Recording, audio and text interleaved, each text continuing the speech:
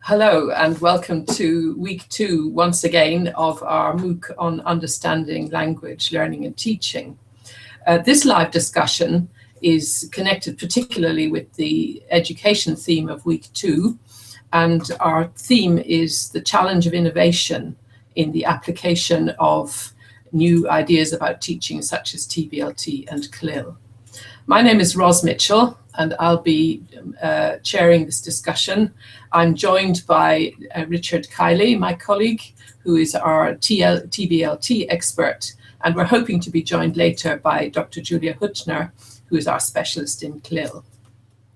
But before we start the discussion, I first of all want to say a very sincere thank you to everybody who has sent in pictures of your classrooms and posted them on the wall within the MOOC. It's really been fascinating to look at these pictures and to see the diversity of classroom cultures around the world. And I recommend everybody to take a look at those pictures.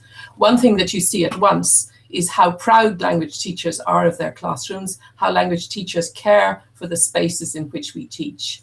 Now, we interpret a good classroom in different ways. There are some pretty bare, high-tech classrooms among the pictures. For example, the classroom of Elske Barends from the Netherlands. But on the other hand, there are some highly decorated classrooms too, where teachers have gone to trouble to bring in nature, images, lively pictures. So, for example, we have the wonderful parrot flying around the classroom of Sama, somewhere in the Middle East. We have pictures of plants all over the classroom of Kevin Swale in Malaysia, and we have some real plants in the classroom of Irina Dimitrascu. And we've also see wonderful decorations in the classrooms of a number of teachers, such as Ronel Viva Bonoan. Now, we also see very crowded classrooms. We see clearly in some of these pictures how busy some classrooms are. So Emma Peng's classroom, I think, has 300 students in it, and the classes of others such as Dana Debari or Ronella Viva Bonoan are also very full spaces with large numbers of students. Some teachers, on the other hand, are lucky to have play spaces in their classrooms, like the lovely classroom we saw from Korea.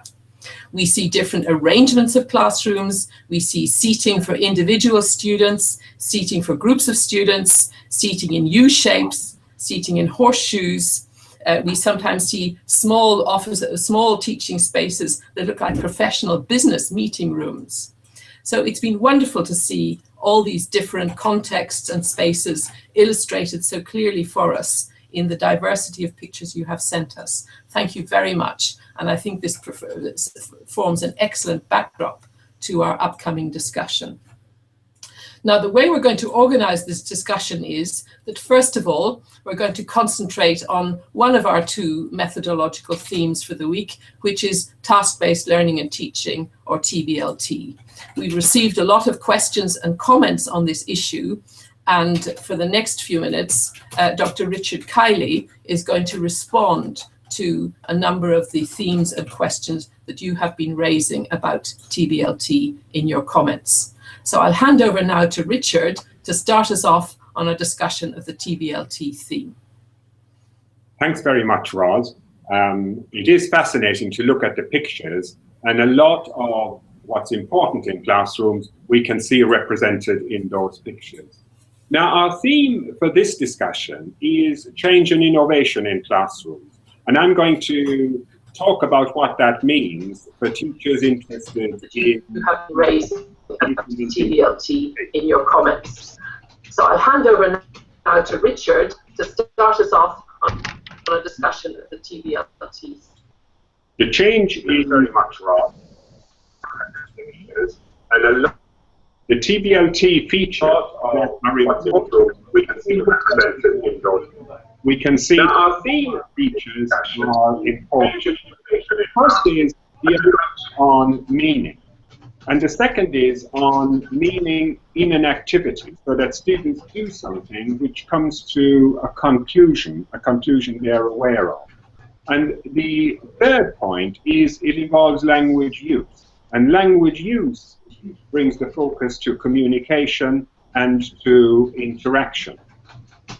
Now, when we're looking at language classrooms, we're actually looking at a process of continuous change. And in many contexts, the change is moving from something towards incorporating these features of task-based language teaching.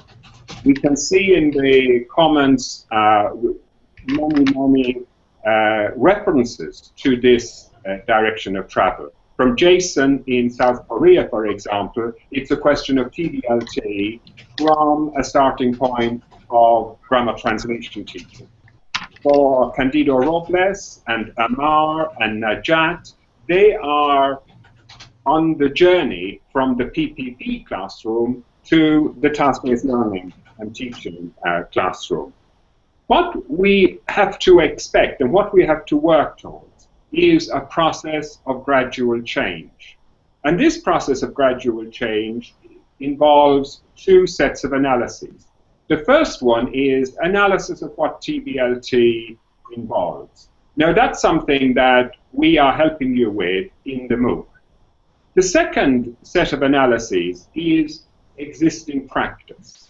And this is where the teacher looks at their classroom, reflects on what works well, what can be changed, what is possible for the student. Now, the first question I'd like to deal with is from Louise. And she asks about the focus on accuracy as well as a focus on fluency in task-based learning and teaching. This is a very important question because a lot of representations of TBLT as part of communicative language teaching emphasizes a focus on fluency, getting students to use the language. This should not, however, mean dropping a focus on accuracy. A development of accurate language use is still part of what classrooms are all about and still a major responsibility of the teacher. 2 points on this challenge that Louise refers to. The first one is we can organize tasks around accuracy. We can have tasks which are based on written texts, doing some further work on written texts, on reading texts, getting reading texts into written text. And that can have a specific accuracy focus. Perhaps it's a good place to start because students are already familiar with the need for accuracy in their language use. The second point for teachers to think about and work on is what Rod Ellis calls focus on forms. And that means that in pushing for accuracy, teachers do not concentrate on presenting grammar, on presenting language structures, grammatical structure. They focus on language use. And within language use activities in the classroom, the teacher inputs a focus on form so that students become increasingly aware that good, functional, communicative language use actually has an accuracy dimension. I don't know if there's anything you'd like to add to that, Ros? Well, I'd like to ask you something, actually, which is about, you know, the moments in a task-based approach when it might be appropriate to focus on accuracy. I mean, for me, the thing that needs protecting always in the classroom is actually the meaning focus, because it's always too easy to drift. It's super easy to drift back onto accuracy. So I wondered how we achieve a balance in task-based teaching between having times, main times, when the focus is on fluency, but what are the best moments during that overall task activity when we might step back and reflect on accuracy? Is it at the beginning? Do we teach new language before we do the task? Is it partway through? Is it at the end? Do you have an opinion about, you know, what works best? Yes, thanks for that, Ros. I think that's a very useful point to focus on. Actually, from applied linguistics in the last 20 years, we have a very useful concept of noticing. And noticing is a particularly important stage in developing accuracy. in noticing things about the forms of the language and then incorporating those into language use. Now, in a lot of classrooms, the noticing is done by the teacher. And the noticing is kind of like the teacher's job. That's what the teacher is there for, to notice points about the language that's used. What the teacher can focus on is getting the students to notice the kind of language they're using, and also to become aware of how they can improve that language. So I would say, in terms of the stage in the task, the teacher can ask, what is the best time to get my students to notice something about this context of language use? The particular feature of accuracy here in the grammatical structure, the particular issues around word choice. And I think teachers approach the classroom and the task from the perspective of not just noticing as the teacher, but getting the students doing the learner training or the strategy awareness in order for them to notice. Then I think there are various stages in the task cycle where there can be a focus on accuracy. Okay, well, perhaps we've spent enough time on the perennial problem of accuracy and fluency. Perhaps you'd like to move on to the next question. Yes, an interesting question came in this morning from Islam Al-Shami. And Islam asks about, can TBLT have a role in the teaching program in every institution? And of course, the easy answer is yes, of course. You can have tasks that are relevant to young learners. You can have tasks for young adults or older adults in professional contexts. I think one of the things that's very important in language learning is the ability to present. In a lot of contexts where people are learning English in particular, as part of an initiative for workforce development, for enhancing the professional skills of workers across the economy, actually oral presentations are very important. And oral presentation as a task can find a place in different contexts. I have an example from a university context where it was a very large classroom, a bit like Emma Penn's classroom actually, where the teacher had a lecture-size class. And what she did was she set as a task working groups of 4, and there were about 25 groups of 4, and she asked them to make a 5-minute film. It could be a documentary, it could be a small drama. The students in the lecture received guidance as best she could. This was a very experimental role for this teacher. But actually, the students really engaged.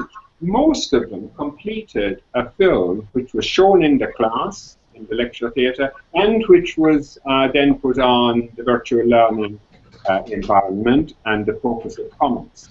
Now, what you get there, in that large class in a university, you get a series of tasks, from doing the research, scripting the film, the rehearsal, performance and filming, editing, and then you have the possibility of commenting or reflecting. Now, a related question from Katka Trory was on the relationship between group work and individual work in TBLT. And this is a very important issue. And we can see in one series of tasks like this, we can see a collaborative phase where students work together, and it followed by an individual phase where students do a personal reflective task as a part of participating in that classroom and doing the work, actually the assessed work for that course.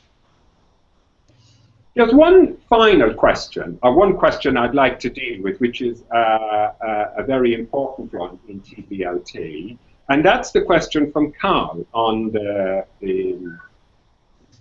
comments the other day.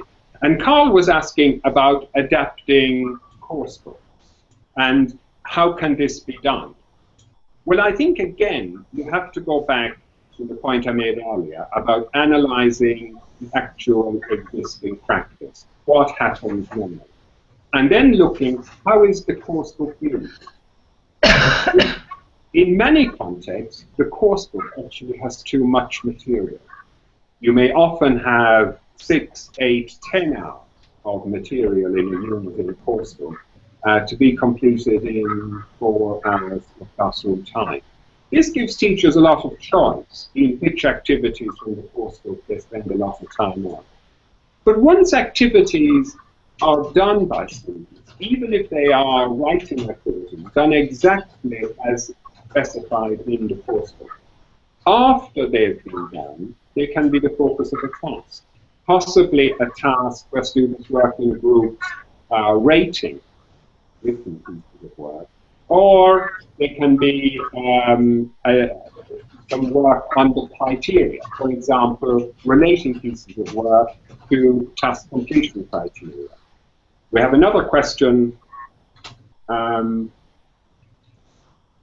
question from Madame Einstein, and the question is, dealing with the use with TBLT in monolingual classrooms. I go back to the point, the quickest answer to that is oral presentations as a task outcome. And if English is the language of the program, if the program is to teach English, the teacher can require that English is the language of the presentation at the end, whether it's an oral presentation or a poster presentation. But actually the students working in rooms can work in whichever language they like. And that is a very helpful option in many, many situations.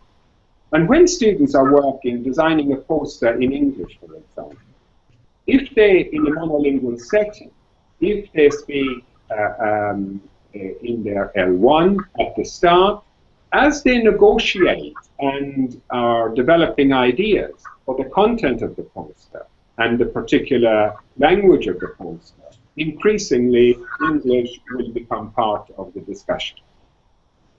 Well, I think this idea of multilingual working or bilingual working in the language classroom is a theme we're going to come back to when we talk about CLIL.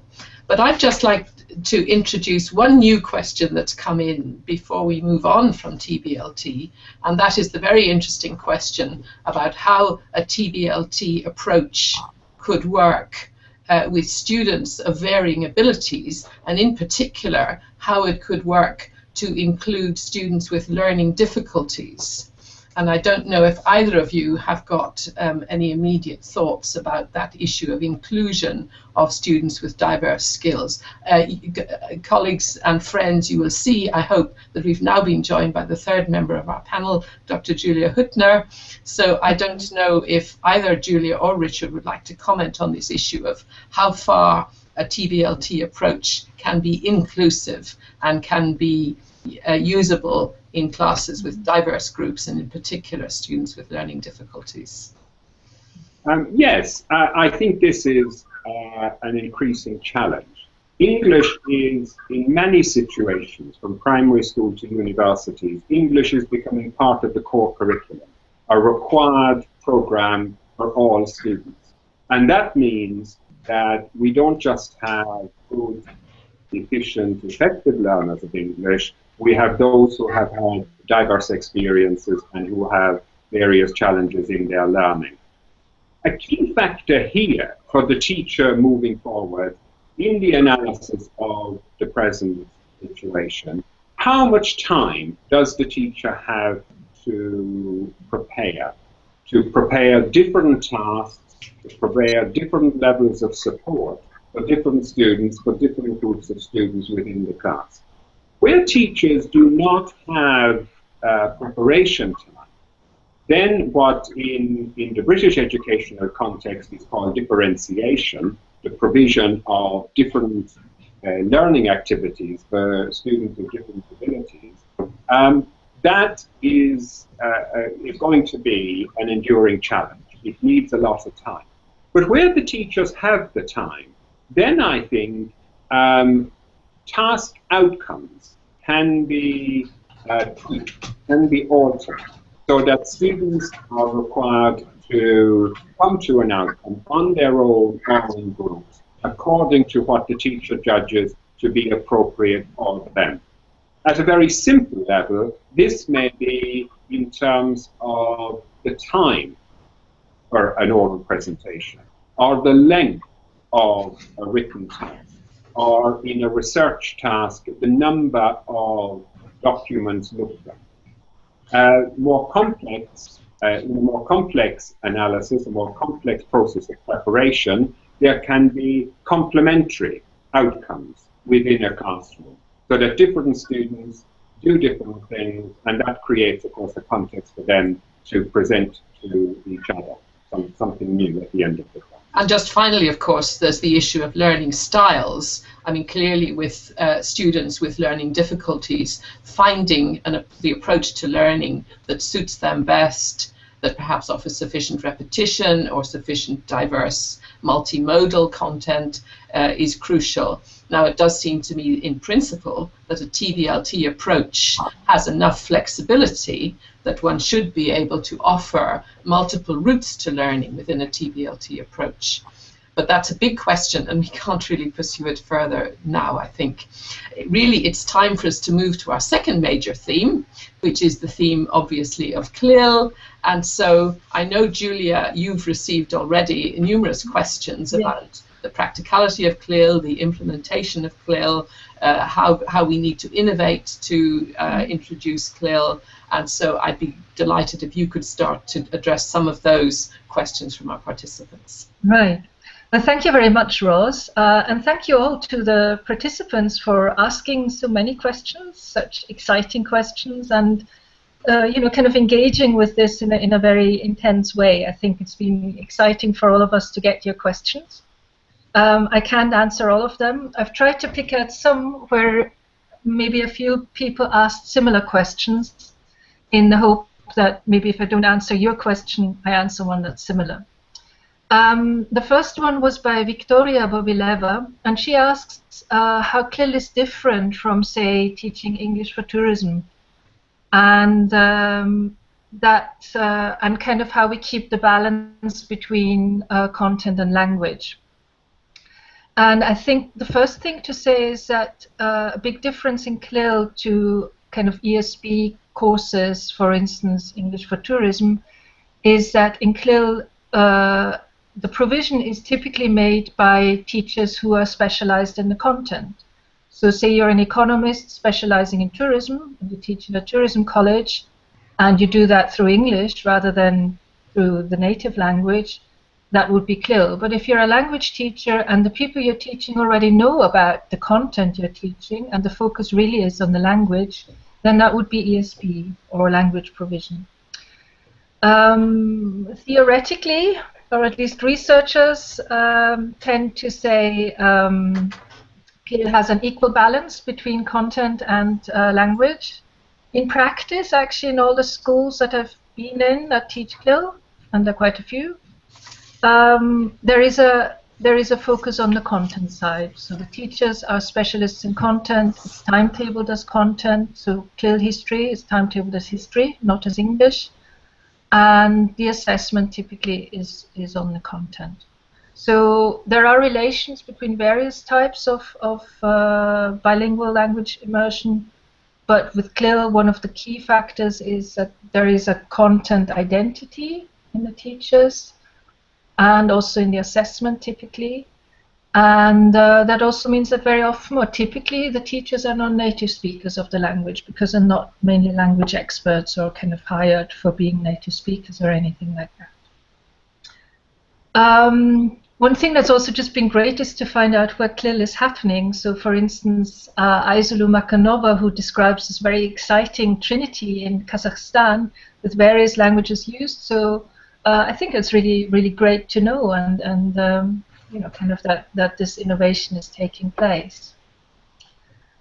I think sort of the next question I would like to pick up is the one by I, and if I mispronounce your name, I apologize, who describes their experience of doing a diploma administration course in Italy after having learned Italian for 4 weeks, and then moving to this diploma course, which basically was a failure. So it was taught through Italian and there was new content, but the students were not happy and had to resort to a translator. And your conclusion is that maybe CLIL doesn't work for more advanced concepts and theories or for older learners, right? And I think there are two things about that. I can understand that the course didn't work, and I don't think I would have been a very happy student on it myself. It wasn't quite CLIL because there wasn't much of an integration between content and language. So you first had the language and you then had the content. But presumably, or from what you say, I guess there wasn't much focus on the language when you were taught administration in Italian. So it's not not a good experience, but I think we also all have those where things go wrong. In terms of where CLIL is applied, actually it has been applied with pretty much all age groups, including older teenagers and young adults, and also just general adults. What happens a lot, though, is that in order to achieve an integration, teachers adapt their teaching styles. So they will try and offer more ways into the new content. So I've seen classes where the teachers use a lot of visual materials. They use kind of diverse repetition of it. They have a kind of different set of tasks, maybe not in the strict TBLT sense of the word task, but different activities.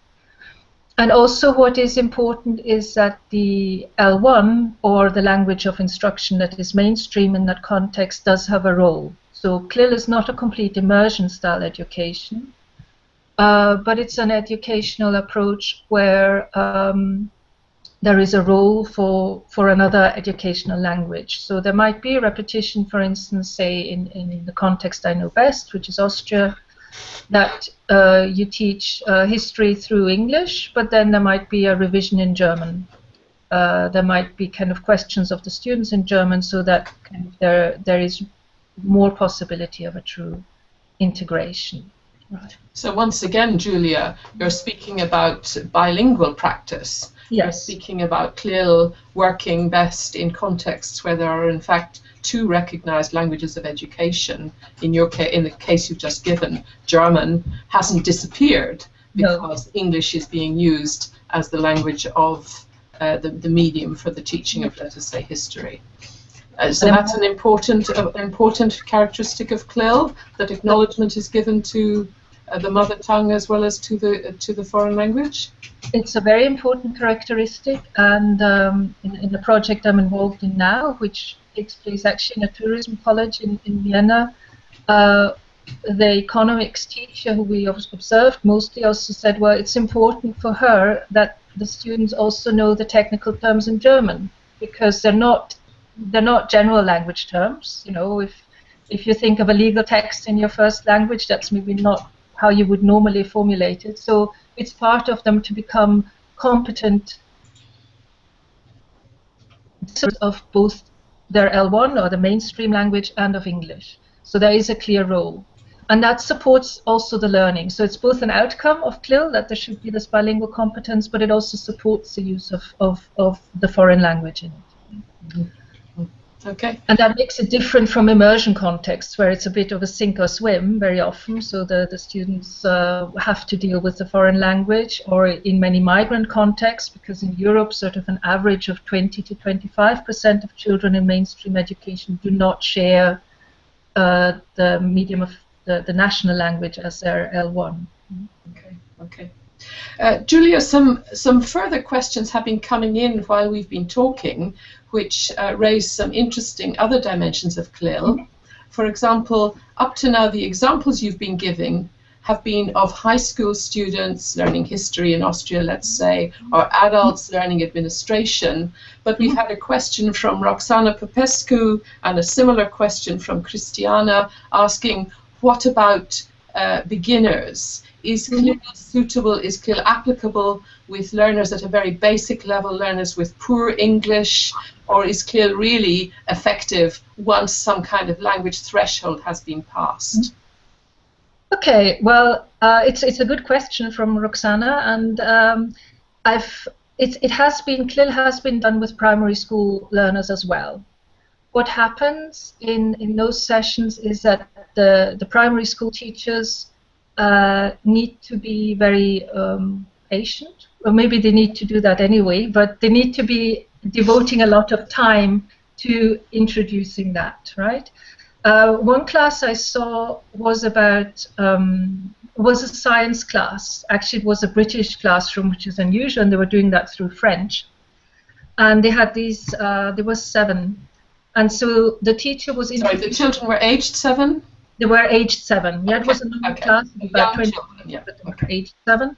And the teacher was in French introducing the concept of gravity. So she kind of used a piece of paper, so a bit like this, and then kind of, I don't know if that is visible, and then kind of sort of let it fall, and then crunched it up like this, and let it fall again, so that the kids could get the idea of resistance and gravity and all that. And there was actually sort of, she kept introducing the terminology, but there was a lot of action with it. And the children, of course, were also using English to get to what she was getting at. And what is very typical for a CLIL class, she had a revision at the end, where on the blackboard she wrote the terms, so resistance, I think. My physics is not very good, but that was the example. So resistance, gravity, in French and in English. So it can be used, but of course you need to also in your introduction take time for it. It can be a bit scary for children in the beginning to say, you know, I'm scared of mathematics and science already, and now it's happening in a foreign language. So it needs to be introduced slowly. And what people very often do is that you don't have CLIL. CLIL is not 100% or nothing. So a lot of schools say we have a CLIL phase. So maybe this week we'll be doing science through English, but next week it will be again through the native language. So it has been used, but also with beginners. But of course, the teachers need to adapt their methodologies and in a way also make sure that really your teaching is maybe even more than usually supported by being multimodal and having lots of variety in it. Right. So you need to have the confidence and the time to build in quite a lot of redundancy, yes, multimodal materials. And also, once again, perhaps a bilingual approach, so that the two languages are supporting each other. But one of the good research findings based on that is that kids of all age groups, actually, both younger and older learners, who are in CLIL class, they seem to become more tolerant of a frustration threshold in learning. So they will keep at a task longer, and they will actually engage with it more deeply. So sometimes teachers say, well, maybe we have to shorten a bit of the detail of the content we deliver, but actually the engagement of the children is very, very deep on a cognitive level. So the learning actually is very, you know, is very much supported by this, you know, what you call redundancies or repetitions. So it does foster the learning in terms of content learning. Okay. And one other very important question that's come in on CLIL, which moves us back from the primary classroom a little bit, and that is, okay, supposing we are engaging content teachers in delivering CLIL lessons, they're not trained as language teachers, they're trained as history teachers, as physics teachers, as maths teachers. Doesn't this cause problems? Doesn't this cause difficulties? How do such teachers learn to give adequate language support? So could you say something about the content teacher as a language teacher in this context? The content teacher is a different language teacher than a language teacher, and most of the teachers I've ever interviewed have said, oh, I'm not a language teacher. That's the domain of the foreign language teacher. And it's important to remember in CLIL, foreign language teaching continues. It's additional. So you typically have... Are you saying there are 2 lessons? Yes, there are 2 lessons. So if you're in a school, say you're in an Austrian school, that does CLIL, you will still have English as a foreign language with a qualified language teacher. But the history teacher might also be teaching history through English. Mm-hmm. In some cases, there is collaboration, so they team up and have, you know, kind of longer sessions which focus on both aspects. But what most content teachers, most CLIL teachers say is they're kind of not so concerned with accuracy, because they also don't feel that's their domain.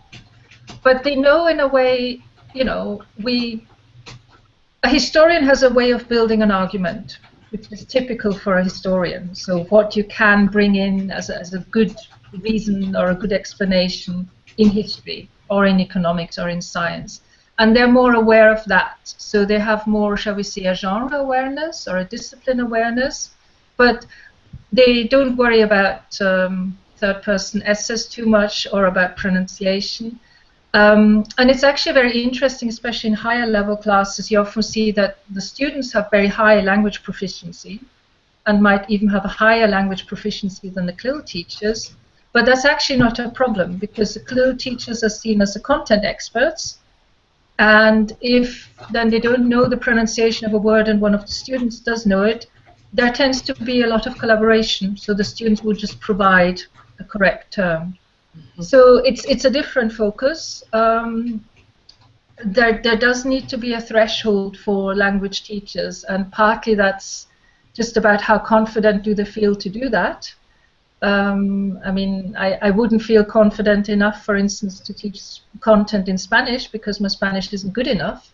So a threshold is needed for content teachers? Yes. Right, yes. Right. Okay. And that seems to be very much about also their self-perception of it. So people have tried to establish different formal contact thresholds in contexts, which typically are about B2 in the Common European Framework.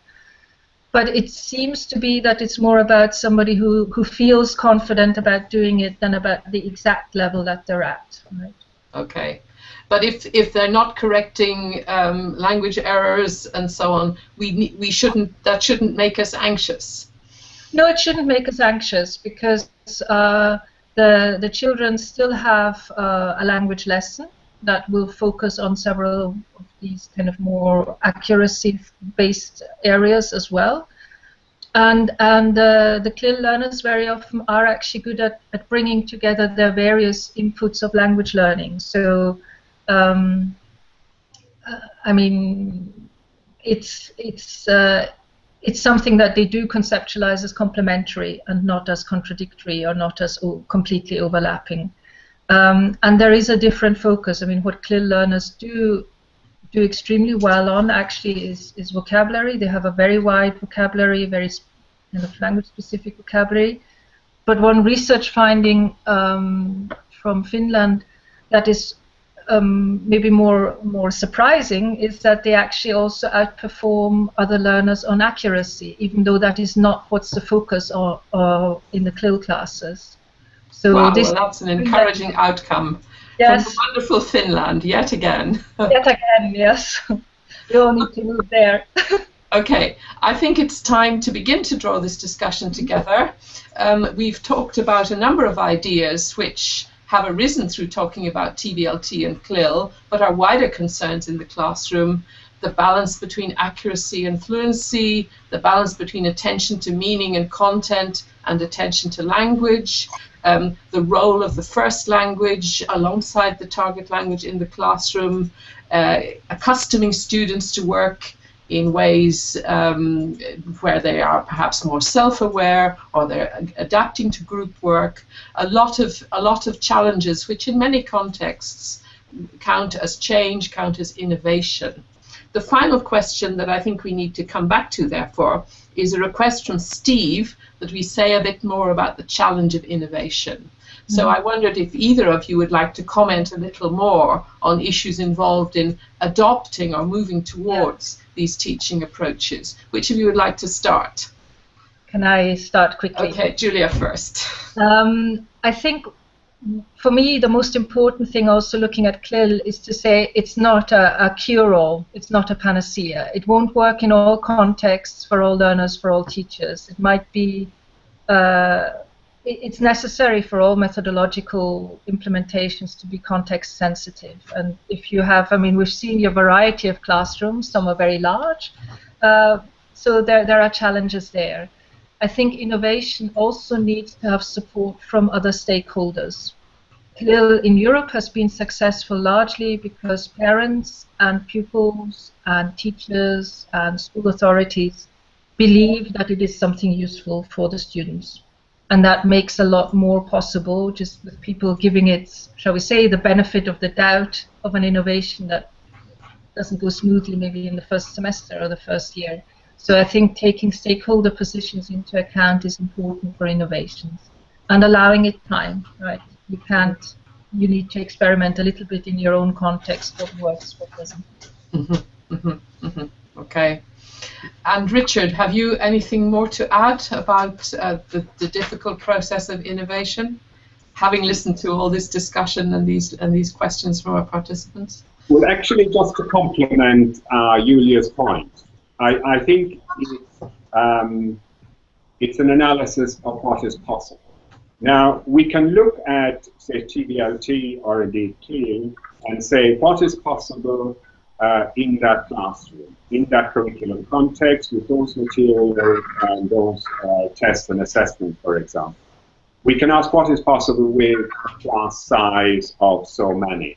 But actually, I think the key to innovation is for every teacher to ask, what is possible for me? And what is possible for me in terms of handing over to my students, in terms of giving them more control, more responsibility, and then enabling them to make a film, for example, using their mobile phones, doing surveys or project work outside the classroom, reporting those in the classroom. These are quite scary options for many teachers at a personal level. And actually what teachers need to do is to look inside themselves and ask, what can I do? What can be possible for me? How can I trust my students more and hand over to them? I think that's really important in getting innovations off the ground and in sustaining them to become something really useful for the program. But how far, I mean, we have, in fact, particularly to take the example of TBLT, these ideas have been around for some decades, and yet it's clear that in many parts of the world, teachers are interested, teachers would like to apply aspects, and indeed governments have sometimes proposed and promoted and supported these more meaning-based approaches, yet they're not always happening. Any last thoughts about how individual teachers could move things forward? Well, yes, I think individual teachers do. You know, when you look at a survey of what normally happens, it's very, very general, and it's reference to national curriculum, course books, standard assessments, things like that. When you look within classrooms, you find a lot of practices which individualize, which personalize, which build on a learning relationship between teachers and students. We see a lot of that in the use of technology, for example.